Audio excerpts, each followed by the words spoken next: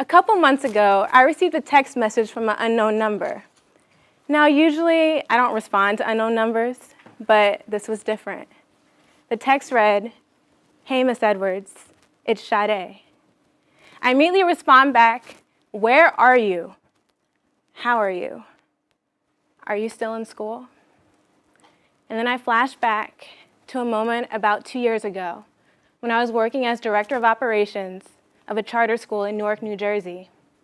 Sade was one of my students, and we had formed a very special bond. But on this particular day, Sade had been kicked out of school for cursing out the school principal. Now, I had a feeling there was more to the story, so I took it upon myself to leave the school building and go find her and find out what really happened. So I walk out the building, and as soon as I step outside, I see Sade sitting on the steps of a church next to the school, and she's crying.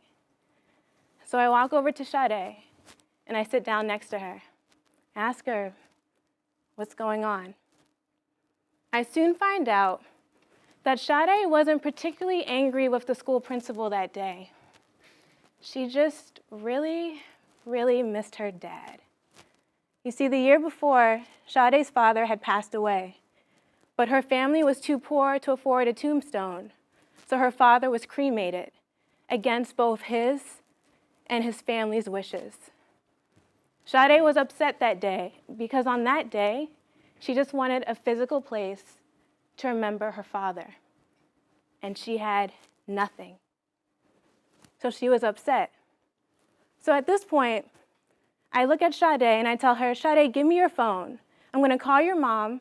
We'll make sure you get home safe, and don't worry about the principal. I'll just make sure you get back to your family right now." And then Sade looks up at me and she goes, "He took my phone." I said, "Who took your phone, Sade?" And she said, "The man." I'm like, "Okay, but what man, Sade?" She said, "The man with the gun. Right before you came, he put the gun in my face and he took my phone." At this point, I just have to stop. I look around me. It's broad daylight. It's lunchtime, just like it is right now. I hear laughter in the distance, an argument down the street. And here we are, sitting on the steps of a church, and a young girl mourning her father had just been robbed at gunpoint for her cell phone.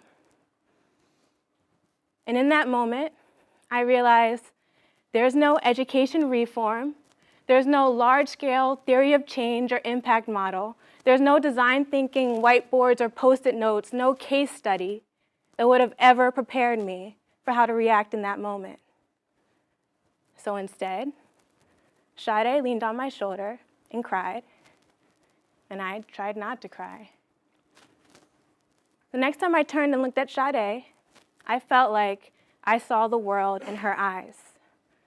The world she was living in seemed so dark, so unfair, so scary. But the world that I saw living in her was one dominated by her godlike personal strength. And it was then that I realized a greater truth about life.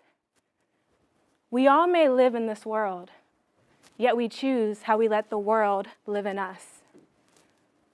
If we fast forward to today, Sade's mother is a drug addict. And to this day, I have no idea where in the world Sade is. Anyone looking at her records would see her poor grades, her poor behavior, her lack of attendance rate, or even her dropout rate at this point. But what the records don't show is that I had seen something divine in that child. Today, I am not speaking to you as the future business leaders and entrepreneurs and policymakers, which I know you all will become one day. Instead, I'm coming to you humbly under the most basic common denominator that connects me, you, Mark Zuckerberg, Beyonce, and even Sade, our humanity. You see, at the GSB, we talk about changing the world as if the world is some vague, distant thing that we will magically re-enter after we graduate. But the truth about the world is this: we are it. The world is now. The world is here. It is so easy to get caught up in school, work, politics, and the very visible differences that divide and separate everyone sitting in this room today. But if we want to change the world, we have to be willing to look beyond what's visible to the eye and other people. Now, you may call this seeing God or the divine in someone. You may call this acknowledging someone's humanity. Whatever we call it, we have to choose to see something greater in ourselves and other people. Because in the absence of something greater, we miss out on the bigger picture about life. That life is not about us. Life is about the value we create and the legacy we'll leave behind. And if we don't see anything greater in ourselves or the people around us, our legacy will end as soon as our lives end. But if we take the time to see and believe in something beyond ourselves and align our work with a higher cause or a higher purpose, not only will our lives be much richer, but the work we do will live forever. So how do we begin seeing more in other people and in ourselves? Well, the answer is we're going to have to rediscover our sense of wonder and awe in the world. Albert Einstein once said, "He who can no longer wonder and stand wrapped in awe is as good as dead. His eyes are closed." As a child, it's very natural for us to wonder and stand in awe of the world. But as adults, we tend to assume that we know everything that the world's about. Wonder is defined as a heightened state of consciousness brought upon by something so beautiful, something so rare, so unexpected, something that is a marvel. It was a wonder for me to see the strength in Sade as she mourned the passing of her father. Today, it is a wonder that I'm even able to talk in front of you all. And for some of us in the room, it was a marvel to even get out of bed this morning. Wonder has been shown to be one of the most important emotional foundations underlying optimum mental health.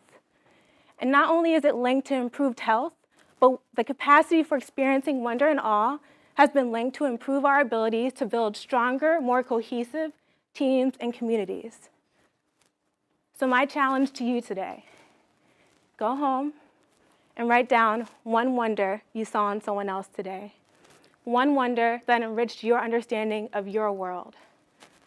I promise if you do this, you'll experience the world in a much deeper and richer way than you ever have before.